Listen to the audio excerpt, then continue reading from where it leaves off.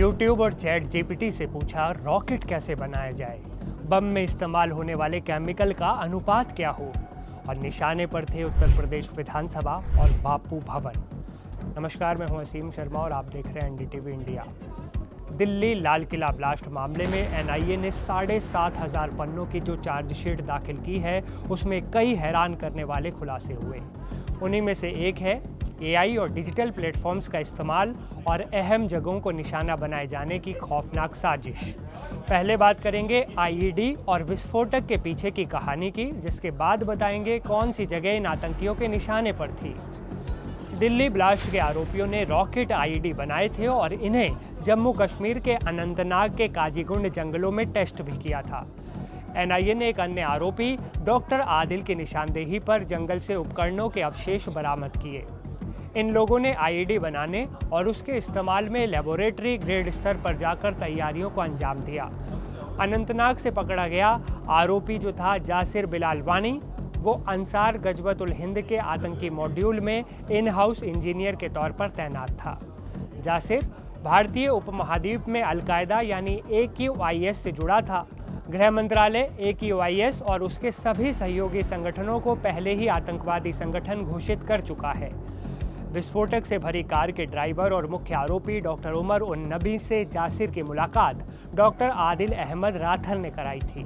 Doctor Umar Faridabad के Al Falah university में assistant professor रह चुका था।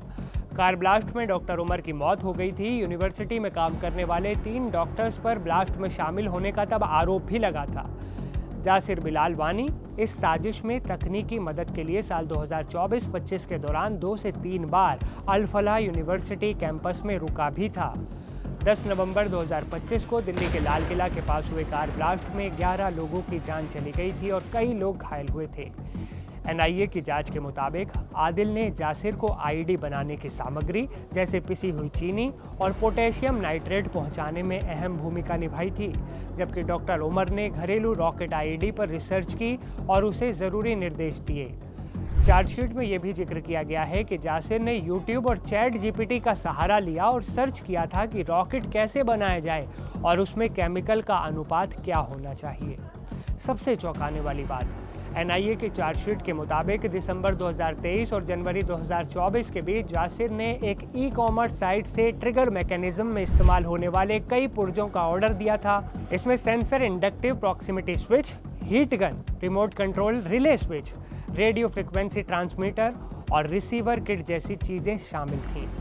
इस खरीदारी के लिए पैसे डॉक्टर उमर ने दिए थे और जासिर को ये सामान कैश ऑन डिलीवरी ऑर्डर्स के जरिए मिला था।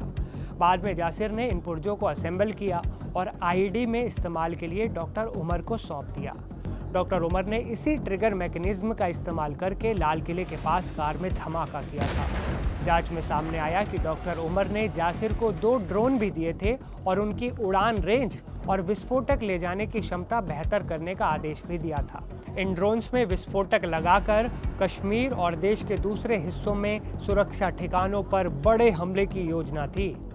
और अब आपको बताते हैं उन संवेदनशील जगहों के बारे में जो इन आतंकियों के निशाने पर थी। पीटीआई ने एनआईए की चार्जशीट के हवाले से जानकारी दी है कि इन आतंकियों के निशाने पर उत्तर प्रदेश की राजधानी लखनऊ में कई ठिकाने थे। वो यूपी विधानसभा और बापू भवन जैसे संवेदनशील इमारतों के अलावा भीड़ भाड़ वाली जगहों को भी टारगेट कर रहे थे। उनका धमाका करने का वहाँ प्लान था। 2 आरोपी डॉक्टर मुजम्मिल शकील और डॉक्टर शाहीन सईद 25 से 30 अगस्त 2025 के बीच फरीदाबाद से लखनऊ पहुंचे।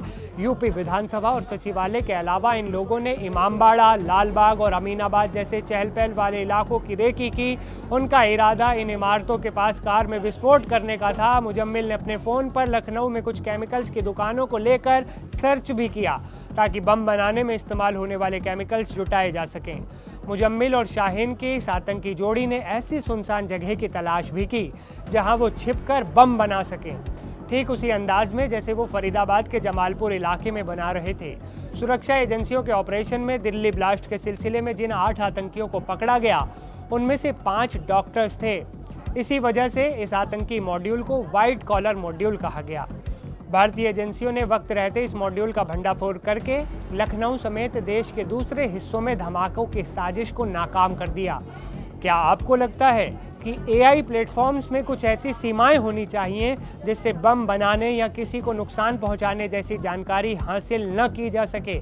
अपनी राय हमें कमेंट बॉक्स में ज़रूर शेयर कीजिएगा। मैं सीमा आपसे विदा लेता हूं, फिर मिलूंगा एक नए वीडियो में एक नए अपडेट के साथ। आप देखते रहें NDTV इंडिया।